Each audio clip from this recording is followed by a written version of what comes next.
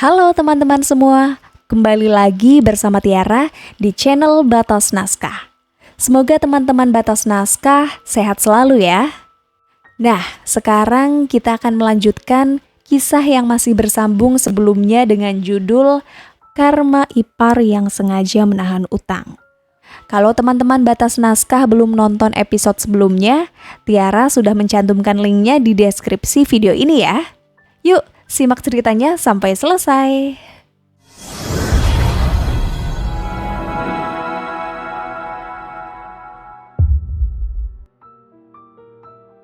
Lesti masuk kembali ke dalam rumah dengan rasa sesak di dada.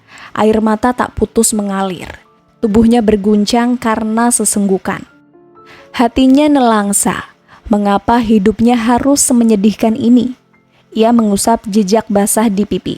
"Kemaskan pakaian dan barang-barangmu sayang," ucapnya kepada Alif. Anak itu ia larang untuk ke sekolah sejak Yusuf ditahan.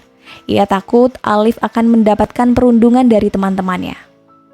"Kita harus pergi, rumah ini bukan milik kita lagi," lanjutnya Parau. "Iya mah," sahut Alif sambil mengangguk. Ia sudah paham betul apa yang terjadi.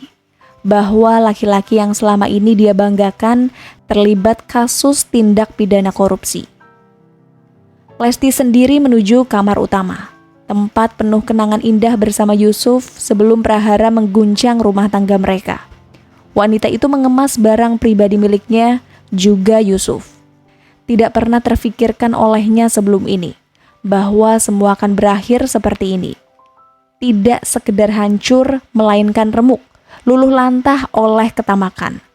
Bantuan dana BOS memang menjadi lahan subur bagi oknum kepala sekolah yang nakal untuk melakukan korupsi. Hal itu sudah tercium oleh pemerintah pusat. Sebab itu pengawasan saat ini diperketat. Yusuf terlalu serakah. Ia memakan dana itu dengan rakus. Uang dalam jumlah besar diembat sekaligus. Sehingga semua terlalu kentara. Apalagi pembangunan dan pemeliharaan fisik serta operasional harian sekolah sama sekali tidak diperhatikan. Meja kursi belajar siswa yang reot ia biarkan. Namun perbaikan masuk dalam laporan pertanggungjawaban. Ketika diperiksa, petugas tidak menemukan realisasi penggunaan dana yang sesuai. Pengembangan multimedia sekolah tertera dalam belanja. Namun semua nihil, hanya fiktif. Setiap kegiatan Hari Besar Nasional selalu dirayakan, tetapi siswa menjawab tidak ada. Lesti tergugu memasukkan pakaian ke dalam koper. Hatinya perih, istana yang telah dirintis telah berdiri megah lalu ambruk seketika. Ia nyaris meraung, tangisnya nyaring terdengar. "Mengapa kau tega mengambil semuanya secara bersamaan, ya Allah?" rutuknya. Semua pakaian dan barang pribadi yang diizinkan untuk dibawa sudah terkemas rapi dalam 2 koper besar. Ia bersiap keluar ketika Alif memanggil dari muka pintu kamar. Ia sudah siap dengan backpack yang terpasang juga koper di tangan. Lesti memperhatikan penampilan Alif, kembali hatinya perih. Sesak di dada yang tadi mulai sedikit lega, kini menghimpit kembali. Mereka terusir dari rumah sendiri demi mengembalikan uang negara yang selama ini dinikmati. Salah sendiri, masih untung diberi kesempatan mengembalikannya di dunia daripada di akhirat. Pasti lebih perih lagi. "Kita akan kemana, Mah?" tanya Alif sendu. "Ke rumah nenek." Ya, kemana lagi mereka akan menuju? Ke rumah teman-teman yang selama ini dia royali? Sudah pasti tidak mungkin. Orang tua Lesti, Nurherita dan Muhtar adalah harapan satu-satunya. "Kita kesana pakai apa?" tanya Alif lagi. Lesti memperhatikan barang bawaan Alif, lalu beralih pada koper yang baru saja ia kemasi. Koper mereka cukup besar, tidak akan bisa dibawa dengan sepeda motor matic miliknya. Wanita itu menghela nafas. "Assalamualaikum, Lesti." Belum sempat ia menemukan jawaban atas pertanyaan Alif, suara perempuan yang sedikit panik terdengar dari luar. Derap langkahnya terdengar seperti sedang berjalan tergesa. Ia masuk meskipun tidak ada yang mengizinkan. "Lesti!" Nurherita muncul di depan pintu kamarnya. Lesti segera bangkit dan pergi menghambur ke dalam dekapan wanita yang memasuki usia senja itu. Kedua wanita beda generasi itu saling mendekap, sesenggukan pilu. "Ibu!" Bagai anak kecil yang habis berkelahi dengan temannya, Lesti tergugu di pelukan sang ibu. Ia mengadu atas kesusahan yang menimpa. "Mengapa nasib Lesti jadi begini, Bu? Mengapa?" raungnya. "Sabar, Nak. Ini ujian. Maafkan ibu karena baru datang. Ibu baru dapat beritanya. Kamu sendiri mengapa tidak mengabari?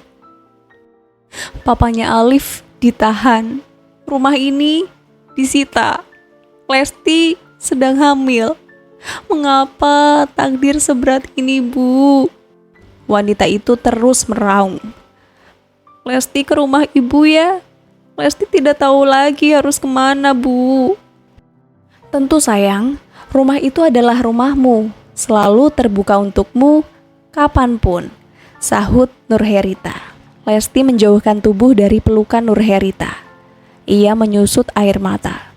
"Benar, Bu?" tanyanya sedikit lebih tenang. "Tentu. Ayo, ibu bantu bawa barang-barangmu." Nurherita segera menarik 2 koper yang sudah dikemas oleh Lesti, lalu menyeretnya keluar. Di teras tampak duduk menunggu Muchtar dan Safwan. Mata Lesti membelalak ketika mendapati Safwan ada di antara mereka. Wajah wanita yang semula tampak pucat itu menjadi merah karena emosi. "Mengapa kamu kesini?" "Untuk menertawakan kehancuranku," tanyanya kencang. Suaranya lantang, nafasnya cepat memburu. "Safwan juga ingin melihat kondisimu, Nak," terang Nurherita lembut. Ia berusaha menenangkan Lesti yang tidak pernah menyukai Safwan. "Melihat kondisiku? Sekarang sudah lihat kan? Puas melihat keterpurukanku?" tanya Lesti lagi masih berapi-api. Safwan memilih diam. Ia tidak mau terpancing emosi, atau mungkin memancing emosi Lesti lebih dalam. Ia tetap duduk tenang di samping Muchtar. Bicara apapun untuk menjelaskan tidak ada gunanya. Bagaimanapun, sikap dan tindakan yang diambil Safwan selalu salah di mata Lesti. Kecuali satu, saat dulu ia membujuk Erlina untuk meminjaminya uang, pertama kali Lesti mendukungnya. "Adikmu khawatir dengan kondisimu, Nak," ucap Nurherita lagi. Kali ini bibirnya bergetar saat berbicara. Wanita itu sedih mengetahui hingga kini Lesti masih belum bisa menerima Safwan. "Bohong," pekik Lesti. Tubuhnya sendiri bergetar menahan emosi yang tak berlawan. Muchtar mengusap wajah. Laki-laki pensiunan pegawai kantor Depak itu syok saat mendapat informasi bahwa menantunya terjerat kasus tipikor.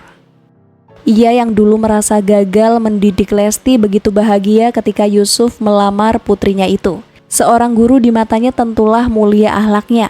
Ia percayakan Lesti pada Yusuf untuk terus dibina. Kenyataannya justru Yusuf yang terjatuh dalam kubangan. Dia adalah oknum guru yang nakal. "Dia yang menyumpahi agar kehidupanku menjadi susah," lanjut Lesti sambil mengacung-acungkan telunjuknya pada Safwan. "Sekarang puas?"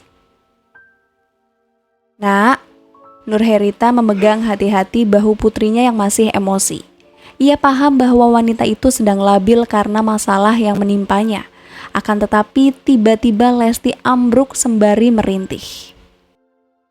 "Ibu pernah hamil dengan riwayat diabetes gestasional. Sekarang pun gula darah ibu cukup tinggi. Jadi tolong dijaga kondisinya ya, Bu ya. Jaga asupan, makan makanan yang mengandung serat. Kurangi yang manis dan berlemak, lakukan olahraga ringan dan jangan stres," pesan dokter UGD. Ibu pasti sudah paham kan resikonya ibu hamil dengan diabetes gestasional? Bayi dapat mengalami prematur, stillbirth atau lahir dalam kondisi meninggal, mengalami kelainan organ, gangguan pernafasan, dan lainnya. Ibu dapat mengalami eklamsia, dan itu membahayakan ibu dan janin. Lesti mengusap perutnya dengan bimbang. Bagaimana mungkin dia tidak stres dalam kondisi seperti ini? Hari sebelumnya ketika resmi ditetapkan sebagai tersangka, Yusuf digiring ke jeruji besi. Laki-laki kekar itu gentar ketika beberapa pasang mata menyambutnya tajam.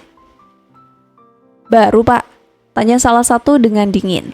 Tak sedikit pun terukir senyum pada wajah itu. "Iya, Bang," sahutnya takut. "Kasus apa?" Yusuf keluh. Ia tidak berani mengaku. Namun pasangan-pasangan mata itu menatap kian tajam, bahkan disertai kilatan amarah. Korupsi dana bos." "Oh, jadi ini salah satu dari para pencuri itu yang makan enak di atas kelaparan orang lain."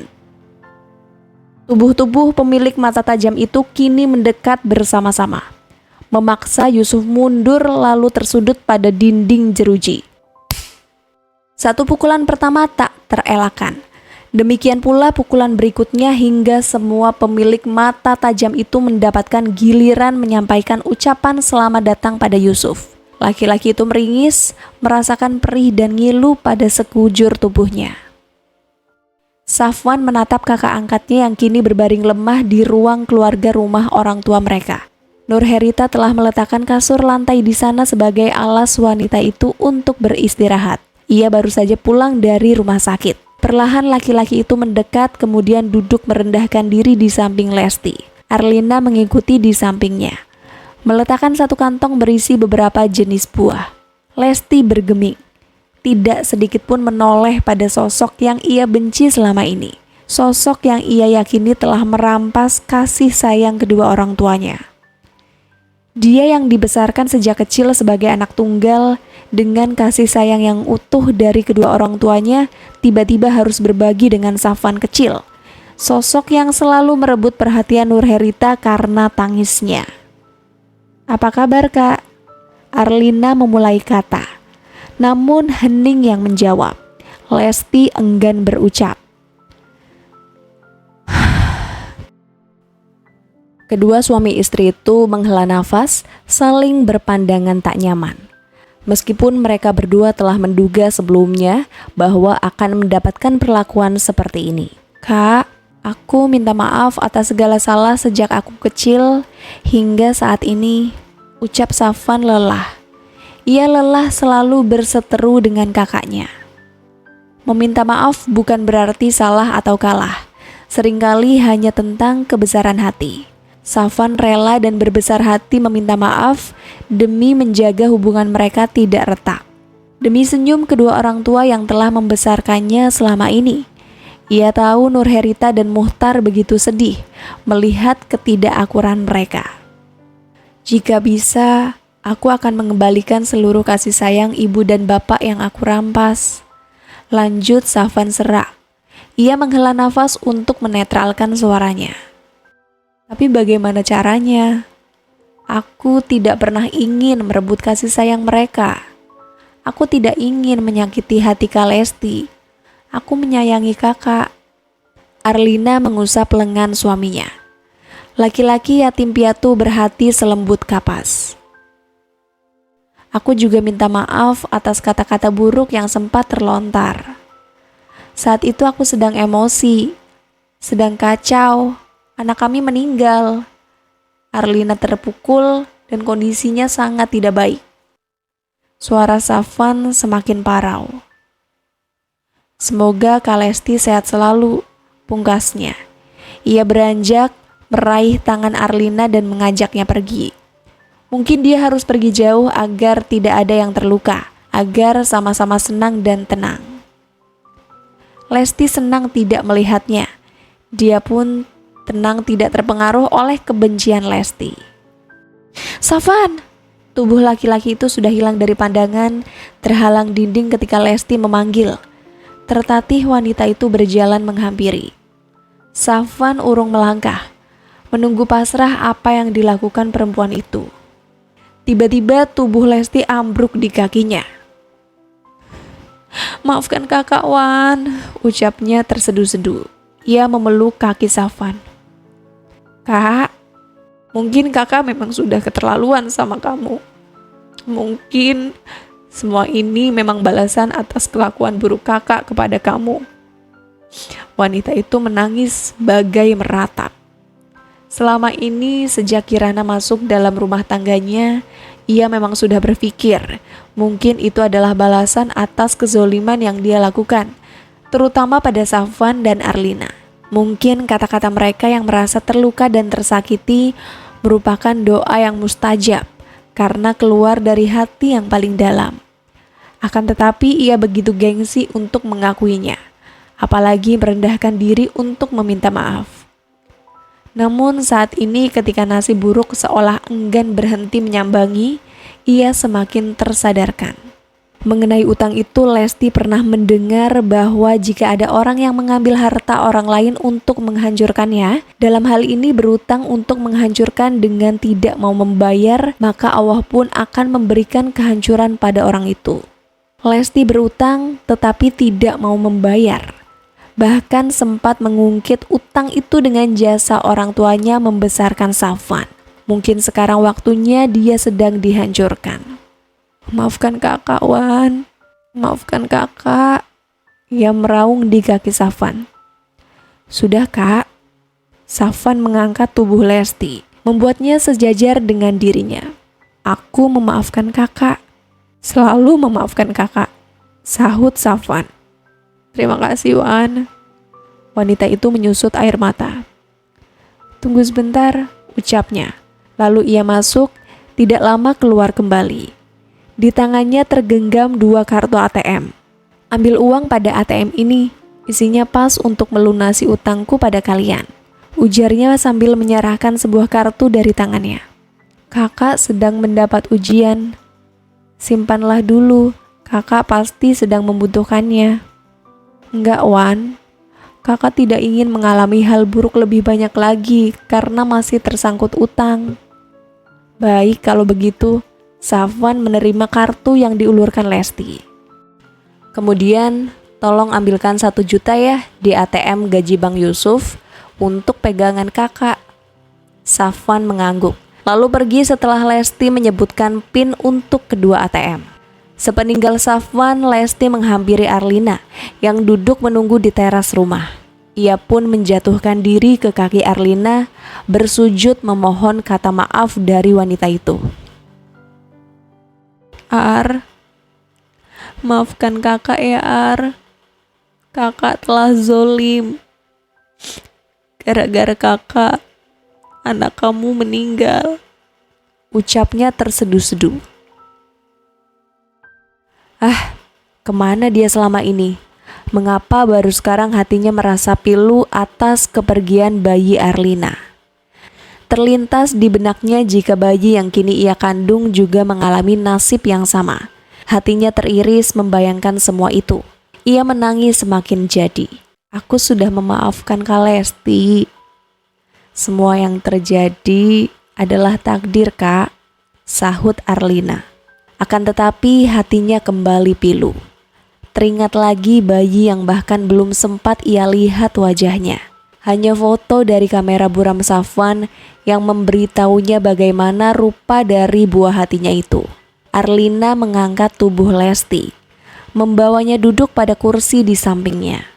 Keduanya tidak banyak bicara hingga Safwan kembali datang. Ia menyerahkan ATM yang tadi diberikan oleh Lesti. Maaf Kak, uangnya tidak bisa diambil. ATM-nya diblokir. Diblokir? Iya. Mengapa bisa diblokir? Apa rekening ini atas nama Bang Yusuf semua, Kak? Lesti mengangguk. Ia memang tidak punya uang tabungan atas nama sendiri. Baginya, yang penting isi tabungan dan dia yang memegang kartu debitnya. Tidak penting atas nama siapa.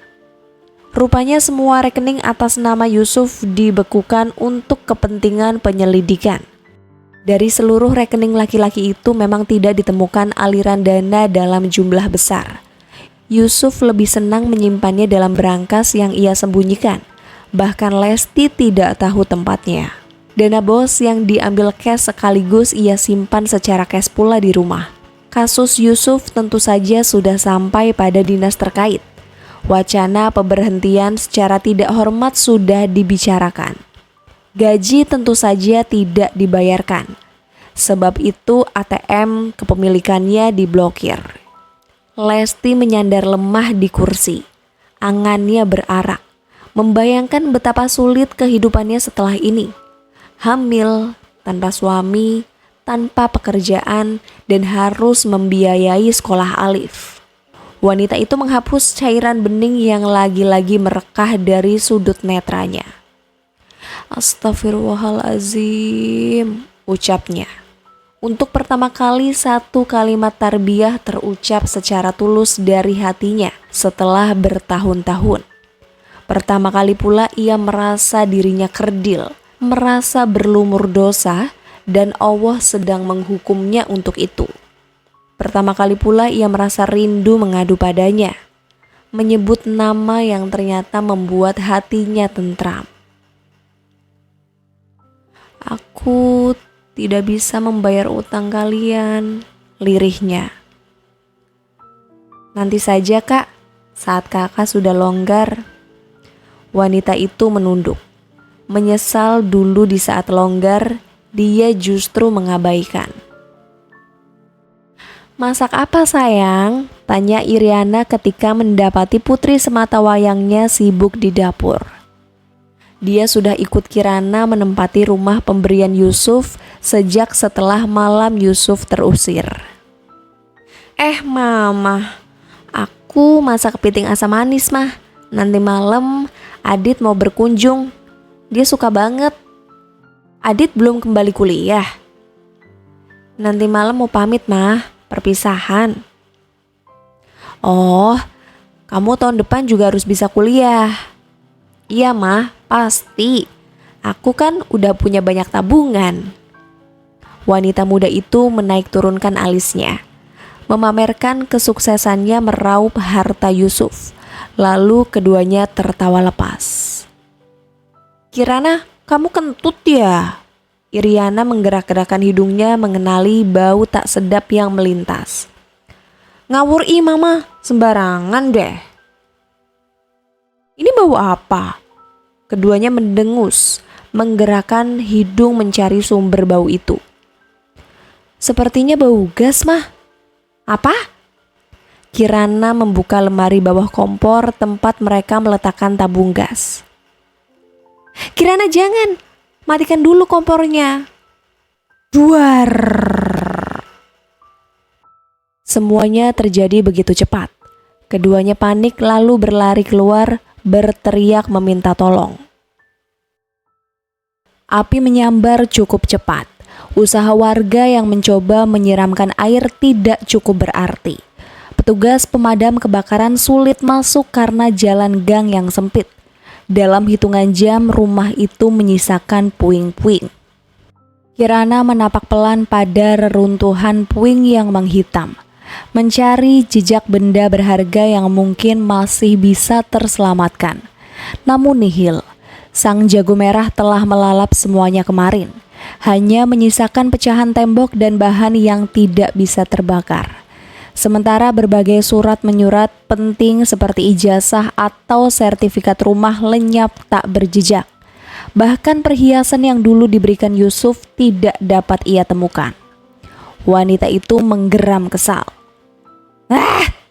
Ia meraup patahan material yang terjangkau, lalu membantingnya kasar, mengeluarkan abu yang membuat pekat area sekitar. Haruskah pengorbanannya berakhir sia-sia? Gadis itu merasakan sesuatu menggumpal di dadanya. Ia butuh pelampiasan untuk memecahkan gumpalan itu. Akan tetapi, mau marah pada siapa? Sudahlah, mau bagaimana lagi? Semua sudah terjadi. Paling tidak, tanah ini masih tersisa untuk kita, ucap Iriana. Padahal ia pun sama geramnya.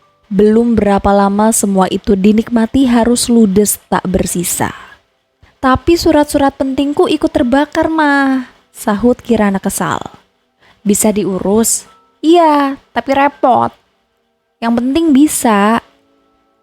Sebuah mobil berjalan pelan melintasi jalan gang, lalu berbelok ke halaman rumah yang penuh dengan abu sisa-sisa kebakaran. Adit keluar dari kursi kemudi diikuti seorang wanita berusia 40-an tahun dari sisi yang lain. Kirana segera keluar dari sisa reruntuhan rumahnya, menyambut dua orang yang baru saja tiba. "Sayang," panggil Adit ketika dia mendekat. Kirana memasang wajah bersedih, mencebikkan sedikit bibir bawahnya seperti anak kecil yang kehilangan permennya. "Ludes, Dit," ia mengadu manja. "Iya, kamu yang sabar ya," Adit mengusap kepala sang kekasih. Gadis itu mengangguk lalu perhatiannya beralih pada wanita yang datang bersama Adit. "Tante," sapanya. Ia meraih tangan calon ibu mertua dan menciumnya takzim. "Benar kata Adit, Kirana. Kamu yang sabar ya. Semua ini adalah musibah. Insya Allah akan diganti yang lebih baik." "Terima kasih Tante." "Sama-sama. Sebenarnya kronologisnya bagaimana? Apa penyebabnya?" "Waktu itu aku sama mama lagi masak, Tan. Terus tiba-tiba ada bau aneh. Aku sadar kalau itu tuh bau gas. Jadi bermaksud untuk mengecek tabung. Pas buka lemari tempat tabung itu ternyata gasnya sudah banyak yang bocor dan api kompor langsung menyambar. Mengapa tidak dimatikan dulu kompornya jika mencium bau gas?" "Nah itu Tan, kelalaian aku." "Ya, mungkin memang bukan rezeki." "Iya Tan." Perhatian mereka dialihkan oleh kedatangan sebuah mobil patroli polisi yang berbelok ke halaman rumah dan berhenti tidak jauh dari mereka. Sejenak pembicaraan mereka terhenti, beralih memperhatikan dua orang yang turun dari sana dan datang menghampiri. Satu orang berseragam coklat lengkap, yang lain mengenakan pakaian preman berlapis jaket kulit warna hitam. "Dengan Ibu Kirana Lestari?" tanya laki-laki berjaket kulit. "Saya Pak," sahut Kirana. "Oh, iya." Laki-laki itu memperhatikan rumah yang tersisa puing-puing itu. "Ini yang terbakar kemarin?" tanyanya. "Iya Pak." Laki-laki itu tampak tercenung beberapa jenak. Begini Ibu Kirana, Ibu mengenal Bapak Yusuf." Wanita muda itu terkesiap. Tidak Pak," jawabnya gugup. "Tapi kata Pak Yusuf Anda adalah istri sirinya." Apa?" Arumi ibunda Adit terpekik kaget. Matanya membulat memperhatikan gadis yang dikenalnya sebagai calon istri putranya itu.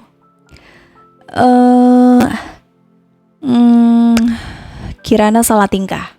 Wajahnya pucat, ia panik dan bingung. Pernikahannya dengan Yusuf memang diketahui oleh Adit, tetapi tidak dengan orang tua laki-laki itu. Ibu tahu bahwa Pak Yusuf sekarang sedang tersandung kasus tindak pidana penyelewengan dana BOS. Berdasarkan hasil penyidikan, Pak Yusuf mengakui bahwa salah satu aliran dana BOS itu adalah untuk membeli rumah yang sekarang ditempati oleh istri sirinya, yaitu Anda. Wajah Kirana kian memucat, sementara Arumi menahan gejolak amarah di dadanya. Frekuensi nafas wanita itu cepat, rahang wanita itu mengeras. "Sebab itu rumah ini akan kami sita, dan ini surat perintah penyitaan." Laki-laki itu membentangkan sebuah surat di depan Kirana.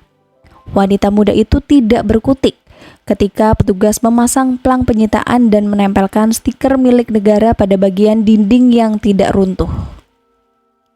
Ia terpaku tetapi lututnya bergetar ketika petugas itu berlalu. Ibunda Adit menatapnya tajam. "Jadi kamu sudah menikah?" tanya Arumi murka. "Kamu menipu kami, Mah." Adit mencoba menjelaskan tetapi wanita itu mengibaskan tangan.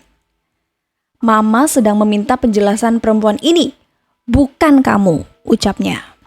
"Jelaskan Kirana." Begini Tante, saya sudah kompromi dengan Adit untuk hal ini." "Kompromi apa?" bahwa saya hanya pura-pura mau menikah dengan Pak Yusuf, Tante. Untuk apa? Untuk balas dendam. Kirana, kamu mempermainkan pernikahan. Kamu mempermainkan sebuah ikatan sakral yang diucapkan dengan menyebut nama Allah. Mah, Arumi menatap tajam putranya.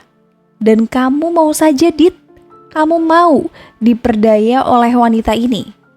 Kelak ketika kamu menikah dengannya, kamu akan semakin diperdaya olehnya. Hancur martabat kamu sebagai laki-laki yang harusnya jadi pemimpin. Tidak begitu, Tante. Diam. Saya tidak akan mengizinkan anak saya menikah dengan perempuan yang mempermainkan sebuah pernikahan. Tante, ayo kita pulang, Dit.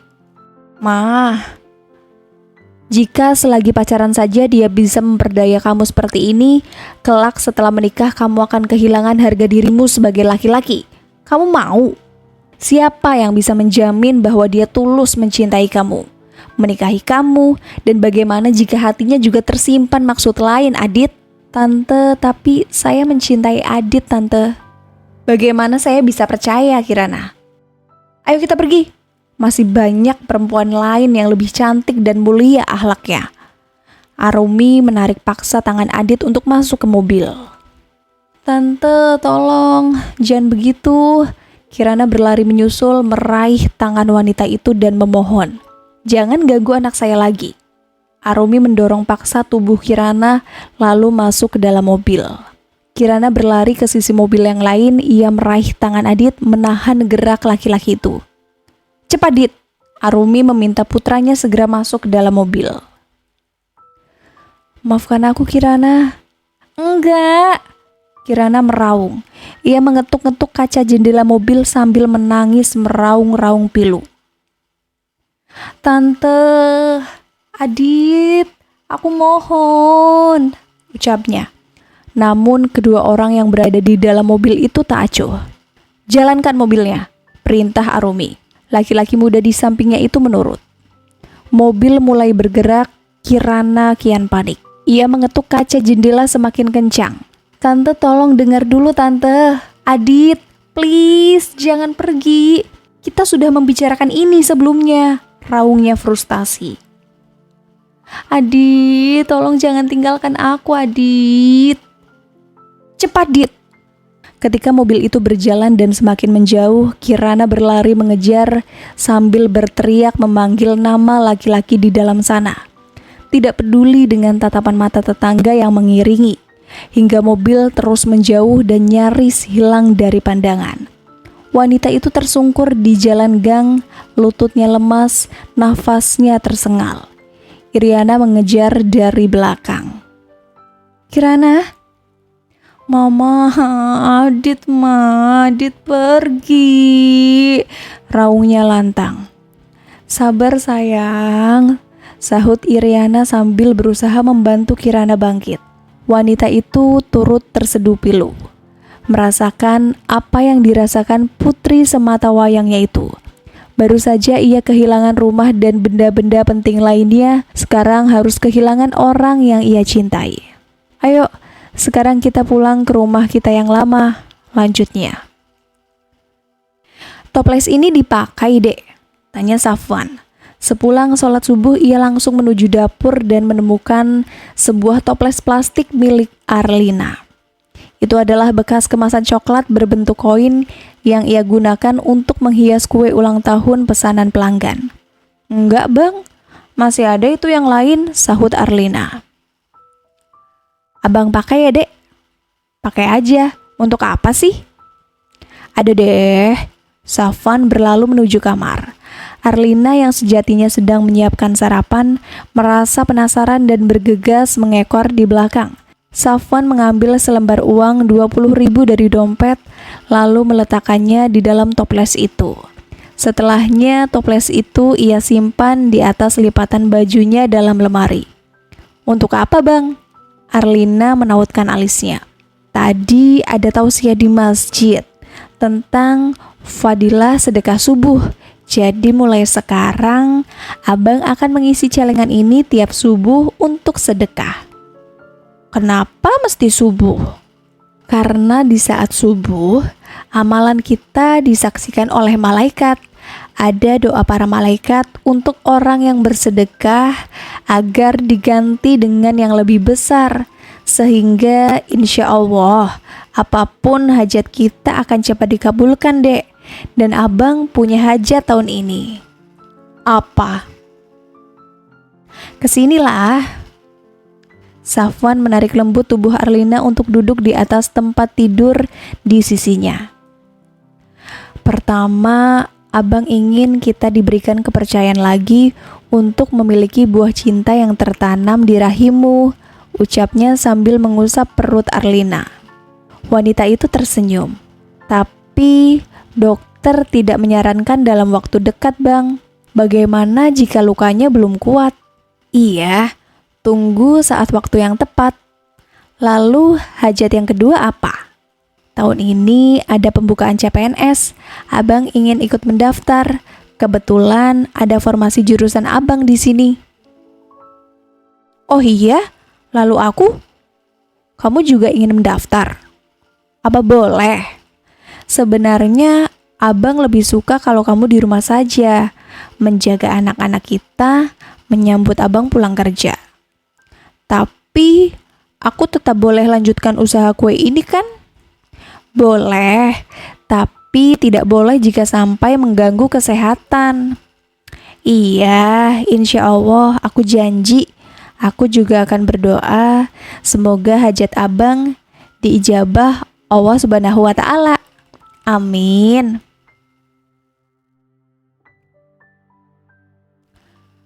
Mah, Yusuf bergegas ketika netranya mendapati Lesti duduk di kursi ruang kunjung tahanan. Mengapa baru datang, Mah? Papa menunggu sejak kemarin-kemarin, ucapnya cengeng. Ia tampak tertekan, frustasi. Rautnya kusut, gurat-gurat lelah terukir di sana. Matanya terlihat lebih cekung, sinarnya pudar. Rahangnya tak lagi kokoh. Hampir 2 bulan ia menjalani penyelidikan dan besok adalah sidang pertamanya. Maaf ya, Pak. Kondisi Mama tidak baik, sahut wanita itu lemah. Wajahnya terlihat kuyu, pucat, dan lemah. Mama diminta bed rest oleh dokter. Tolong Papa, Ma. Carikan pengacara. Papa tidak mau lama-lama di sini. Papa tersiksa. Alih-alih menanyakan kabar Lesti yang sedang tidak baik, Yusuf meraih tangan wanita itu lalu menggenggamnya erat. Netranya menyorot tersendu memelas. Lesti menarik nafas berat. Pengacara? Iya, Ma. Pengacara yang handal, yang bisa membantu Papa keluar dari sini. Papa tidak tahan di sini, Ma. Penghuni yang lain kejam-kejam. Mereka tidak menyukai Papa. Awal-awal bahkan Papa dipukuli. Sekarang Papa seolah kacung mereka, disuruh mijitin mereka bergantian. Uang dari mana mau bayar pengacara, Pak? Ya, uang simpanan Mama. Uang simpanan yang mana? Rekening diblokir, rumah, kendaraan disita. Tidak ada lagi yang tersisa. Motor Mama pun terpaksa dijual. Mama butuh banyak uang untuk konsultasi masalah kehamilan ini. Papa kan tahu, kehamilan Mama ini bermasalah. Sedangkan askes sudah tidak bisa digunakan lagi. Alif saja harus Mama pindahkan ke sekolah negeri yang di pinggiran untuk meminimalisir biaya. Baju-baju, tas, sepatu branded Mama juga sudah dilelang untuk bertahan hidup. Tidak ada lagi yang tersisa, Pak.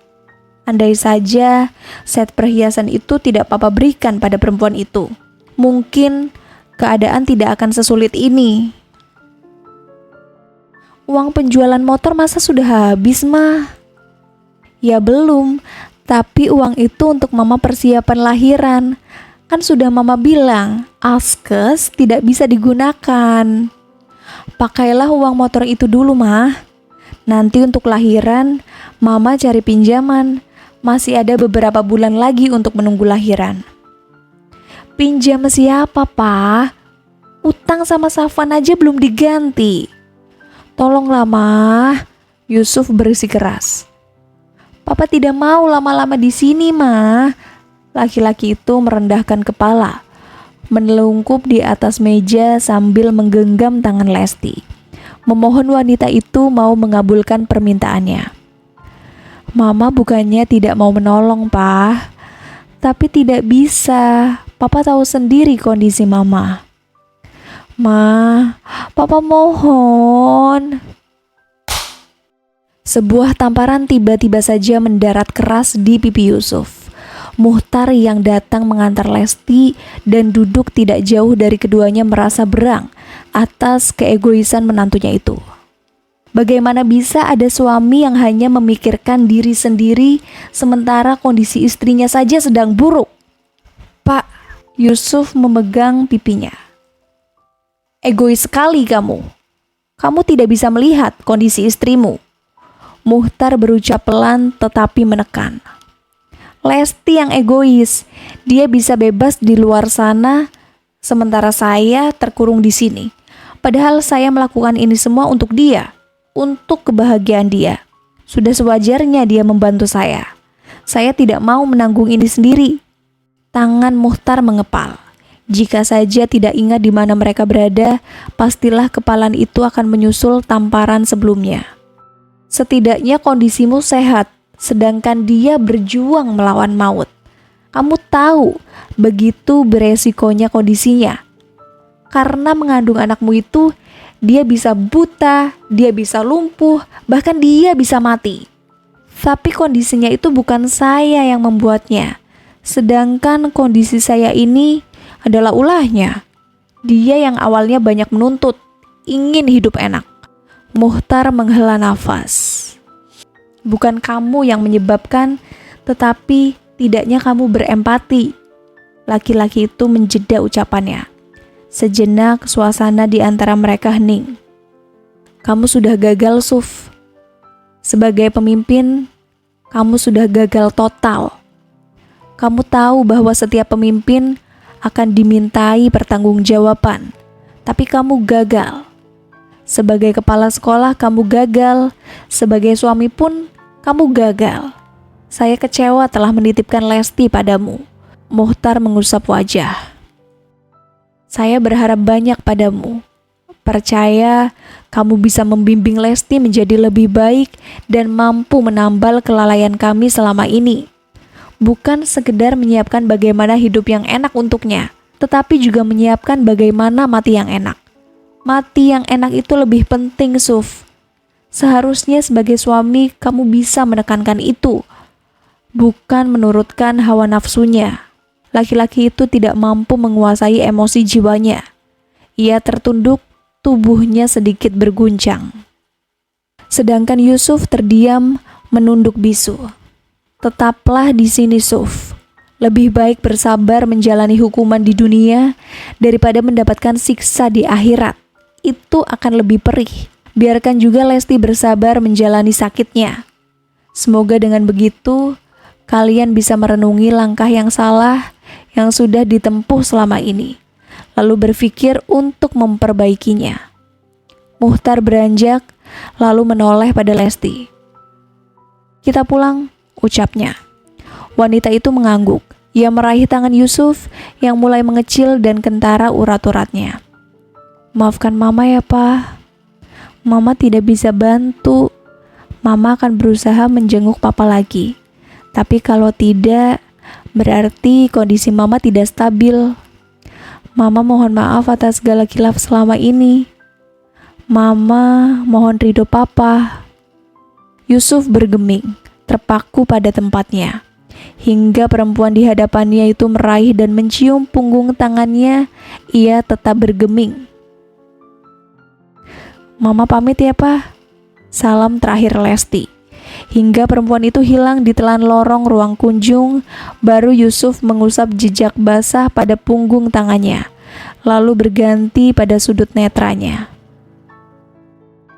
Terdakwa terbukti secara sah dan meyakinkan telah melakukan tindak pidana korupsi dan juga merugikan sekolah, melanggar pasal 3 Jo pasal 18 Undang-Undang Nomor 31 Tahun 1999 tentang pemberantasan tindak pidana korupsi sebagaimana telah diubah dan ditambah dengan Undang-Undang Nomor 20 Tahun 2001 Jo pasal 55 ayat 1 ke 1 KUHP.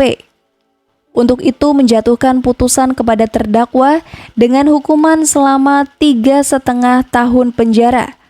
Terdakwa juga wajib membayar denda sebesar 100 juta rupiah subsidiar 3 bulan penjara dan membayar uang pengganti senilai 519 juta rupiah subsidiar 1 tahun penjara.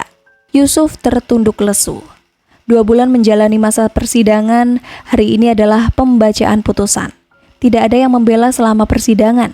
Ia menjalani tanpa pendampingan pengacara. Tak sekalipun Lesti datang. Hanya surat permohonan maaf yang ia terima melalui muhtar. Kondisi perempuan itu semakin lemah memasuki bulan-bulan kelahiran. Sementara pihak keluarga Yusuf hanya sekali mengunjungi karena tinggal berbeda kota. Apa yang Yusuf lakukan sama sekali tidak menghasilkan sesuatu yang memberikan kenyamanan, tidak lain hanya kerugian yang ia terima. Pekerjaan, aset yang dimiliki, dan nama baik sirna begitu saja. Ia terjatuh begitu dalam dengan tidak berbekal apa-apa. Sesuatu yang diperoleh dengan tidak baik akan terampas secara tidak baik pula. Sesuatu yang bukan hak jika dipaksa terus dimiliki hanya akan menjadi api yang menghanguskan baik pelan-pelan maupun seketika. Pria itu duduk tersudut di dinding tahanan, masih berusaha menerima kenyataan bahwa dia akan menghabiskan tahun-tahun di balik dinginnya jeruji besi ketika sipir menghampirinya. Bersiaplah, Bapak diminta untuk pulang ke rumah oleh keluarga. Beberapa petugas akan mengawal, ucapnya. Yusuf beranjak lemah. Ada sedikit bahagia di hatinya karena akan bertemu keluarga. Bagaimanapun, rindu itu ada untuk anak dan istrinya. Namun jauh di lubuk hati, ketakutan tiba-tiba mendera. Jika bukan sesuatu yang darurat, tidak mungkin ia diizinkan pulang. Kaki Yusuf seakan lunglai ketika turun dari mobil petugas dan menjejakkan kaki di halaman rumah orang tua Lesti. Ada begitu banyak tamu yang hadir. Jantungnya berdegup takut, tangannya dingin dan gemetar. Air mata mengalir begitu saja, padahal ia belum tahu apa yang terjadi. Namun, bendera kuning yang terpasang menjelaskan ada duka yang sedang ia hadapi. Lesti, bibirnya gemetar. Teringat terakhir kali wanita itu mengunjunginya dengan wajah pucat, juga surat-surat yang ia terima. Ridhoi mama, Pak. Kalimat itu tak pernah absen tersampaikan. Perlahan laki-laki itu menampakkan langkah menguatkan diri untuk menerima fakta yang ada di dalam rumah sederhana itu. Ia menunduk ketika tiba di muka pintu. Nyalinya begitu ciut, tak berani untuk mengangkat kepala. Sabar. Sebuah tepukan pada pundaknya semakin membuat kepalanya kian tunduk. Entah dari siapa, ia bahkan tidak bisa mengenali. Tangan yang menepuk itu mengiringinya dalam beberapa langkah. Kemudian dalam kondisi menunduk pun, semua itu jelas terlihat oleh netranya. Satu tubuh kecil berselimut kain batik terbujur kaku di samping satu sosok yang selama ini telah menemaninya selama 13 tahun, yang juga terbujur kaku. Ma, laki-laki itu memanggil pelan dengan bibir yang nyaris tak mampu bergetar. Lalu tubuh itu luruh bersujud. Maafkan Papa, Ma, ucapnya. Tiba-tiba ia menjadi orang yang paling bersalah, terlebih setelah Muhtar menyampaikan pesan terakhir istrinya. Ridhoi Mama, tolong jaga Alif dan bayar hutang Mama. Riwayat diabetes gestasional yang dialami Lesti berdampak cukup buruk. Ia mengalami eklamsia berat. Berbagai masalah yang terjadi membuat Lesti terpukul dan stres. Hal ini memperparah kondisinya. Lesti mengalami kejang saat kontraksi dan tidak tertolong. Maafkan Papa, Ma. Sekuat tenaga, Yusuf menahan air mata agar tidak tumpah ketika menaburkan air bunga di atas tempat beristirahat terakhir Lesti. Berulang kali laki-laki itu menarik nafas, mencoba melepaskan sesuatu yang menyesak di dada.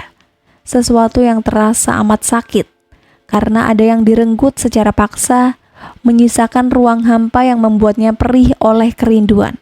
Rindu yang tidak akan ada ujungnya. "Maafkan Papa," ucapnya lagi. Kali ini air mata itu tidak terbendung. Ia tergugu pilu di atas dua pusara dari dua wanita yang pergi secara bersama-sama. Tubuhnya berguncang. "Papa mencintai Mama, Papa rindu, Ma." Terbayang olehnya pengkhianatan yang dulu ia lakukan, semakin membuat tubuh kuyunya berguncang. Penyesalan mendalam. Ia telah menyakiti wanita yang setia mendampinginya mulai dari nol, hingga kembali lagi pada titik nol. Wanita yang setia hingga akhir hayatnya. Yusuf mengusap wajah, lalu beranjak meninggalkan pemakaman. Sebelum petugas menggiringnya kembali ke lembaga pemasyarakatan, laki-laki itu tersungkur di kaki Muhtar. Terngiang kembali ucapan bapak mertuanya itu. Bukan hanya menyiapkan bagaimana hidup enak, tetapi juga bagaimana mati yang enak. Dia gagal. Lesti pergi membawa beban utang, sementara dia harus mendekam di balik jeruji besi. Bagaimana caranya melunasi utang itu?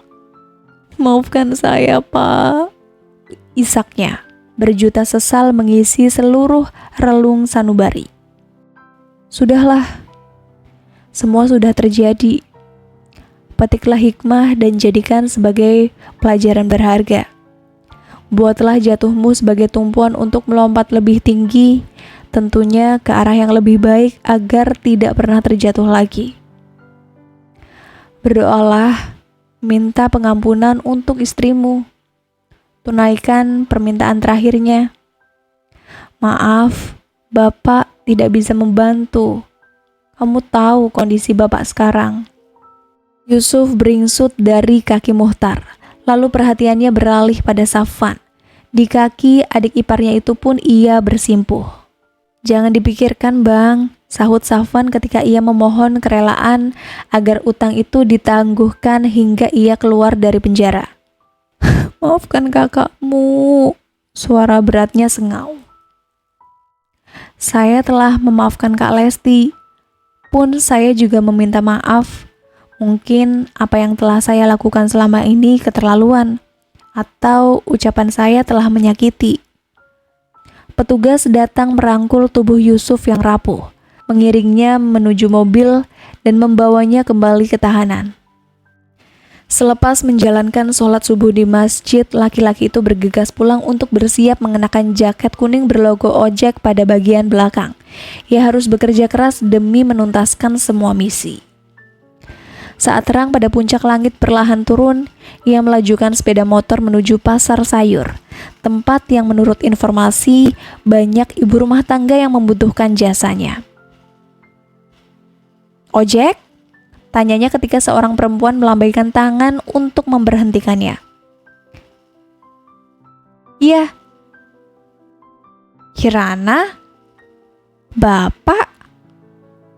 3,5 tahun menjalani masa tahanan, Yusuf kembali menghirup udara bebas untuk memulai babak baru kehidupan. "Mau kemana?" tanyanya canggung. "Ke Bank BNI." "Kamu kerja di sana?" tanyanya lagi. Ia memperhatikan logo pada seragam yang dikenakan perempuan itu.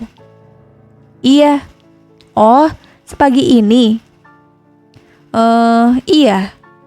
"Bagian apa di sana?" CS, Customer Service." "Bukan. Lalu?" Cleaning Service." "Oh, kerja. Apa tidak kuliah?" "Enggak." "Suamimu?"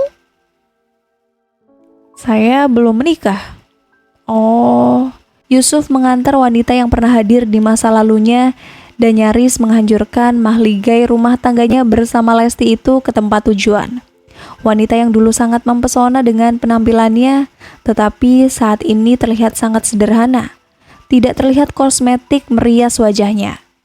Pakaian yang dikenakan pun tampak kusam. Meskipun seandainya saat ini Kirana masih mempesona, Yusuf memastikan tidak akan tergoda lagi hanya karena pesona fisik. Pengalaman memberikan pelajaran yang berharga untuknya. Terpesona pada fisik semata hanya akan membawa pada kehancuran. Selain itu, dia harus fokus bekerja demi menjalankan amanat terakhir Lesti. Wanita yang hingga kini selalu mengisi ruang rindu di dalam kalbunya, menghias untayan doa dalam setiap sujudnya. 3,5 tahun menjalani hukuman, laki-laki itu tersiksa lahir dan batin karena sesal. Penyesalan terbesar, ia tidak bisa mendampingi perjuangan terakhir Lesti yang membuatnya meregang nyawa, serta membuat wanita yang telah melahirkan putra-putrinya itu pergi dengan membawa utang yang belum terbayar. "Berapa?" tanya Kirana ketika tiba di tempat tujuan. 10.000. Kirana terdiam beberapa jenak sebelum mengeluarkan lembaran ungu dari sakunya. Ia menduga Yusuf akan membebaskan biaya ojek itu gratis untuknya. Namun, dugaannya keliru. "Terima kasih," ucap Yusuf setelah menerima bayaran. Ia lantas berlalu, semakin membuat wanita muda itu tercenung. Safwan mematu diri di depan cermin, merapikan seragam yang tampak belum masuk sempurna. "Gak usah ganteng-ganteng, ntar muridnya pada kecantol," ujar Arlina yang tengah memperhatikan dari bibir ranjang. Di samping duduk putri cantik berusia 2 tahun yang sedang bermain boneka. Safwan terkekeh, lalu menghampiri perempuan itu. "Memang sudah pada kecantol," ujarnya menggoda. Arlina mengerucutkan bibirnya, lalu membuang muka. Safwan terlihat karismatik dengan balutan seragam Pemda berwarna kaki. Baju yang pres menunjukkan bentukan tubuhnya yang proporsional, menjadikannya tampak lebih muda. Apalagi sejak lulus PNS dan bekerja di dalam ruangan, kulit coklatnya perlahan cerah, menjadikannya semakin enak dipandang mata. "Cie, cemburu ya?" goda Safwan lagi ketika melihat ekspresi istrinya. "Emang? Hah? Nggak boleh?" Boleh dong." "Sengaja biar aku cemburu?" "Iya." "Ih, sebel." Arlina mendelik tajam, membuat pria di depannya semakin tertawa kencang. "Abang seneng kamu cemburu. Cemburu kan tandanya cinta. Tapi masa cemburu sama siswa abang? Bang Yusuf saja kecantol sama siswanya kan?" "Naudzubillah, jangan samakan abang dengan Bang Yusuf dong. Dan bantu doa agar abang tidak pernah mengikuti langkahnya. Jangan pernah lagi punya pikiran seperti itu. Seringkali apa yang kita pikirkan itu yang terjadi." "Astagfirullah." Arlina menggelengkan kepala. "Please bang, aku nggak mau itu terjadi." "Makanya, berprasangkalah yang baik-baik. Abang masih belum ingin memikirkan mencari perempuan lain." "Belum?" "Iya." "Berarti ada kemungkinan mau." "Ya nggak tahu ke depannya." "Bang!" Arlina terpekik geram. Spontan tangannya mencubit pinggang laki-laki itu hingga kesakitan. Enggak. You are the one, forever, my eternal love." "Gombal," balas Arlina tersipu, pipinya memerah. Safwan diam, tersenyum mengunci Arlina dalam netranya. "Itu adalah keinginan abang saat ini. Teruslah bantu doa agar keinginan itu terwujud," ucapnya serius. Netranya menyorot intens. Arlina tersenyum, masih tersipu, ia mengangguk. "Terima kasih." Safwan menggenggam jemari perempuan itu, lalu beranjak meraih tas kerja yang sudah siap di atas meja. "Abang berangkat ya, mungkin pulang agak sore," ujarnya lembut. Ia lantas meraih bocah lucu 2 tahun yang sedang bermain di samping Arlina, lalu menciumnya gemas. "Ayah kerja dulu ya. Aisyah temani bunda di rumah. Jadi anak pinter ya," ucapnya. "Iya," sahut bocah itu sambil mengangguk. "Sorenya jam berapa?" Tanya Arlina sambil mengantar suaminya ke depan. Mungkin jam 4 rapat lagi. Iya, persiapan ujian sekolah. Nanti makannya gimana? Gampang, di kantin banyak makanan. Lagi pula kalau rapat biasanya ada konsumsinya, meskipun cuma kue. Ya sudah, hati-hati ya bang. Arlina meraih kembali bocah cantik itu dari pelukan suaminya. Jangan kecapean, hari ini ada orderan. Ada 3, nanti sepulang kerja, abang bantu antar ya.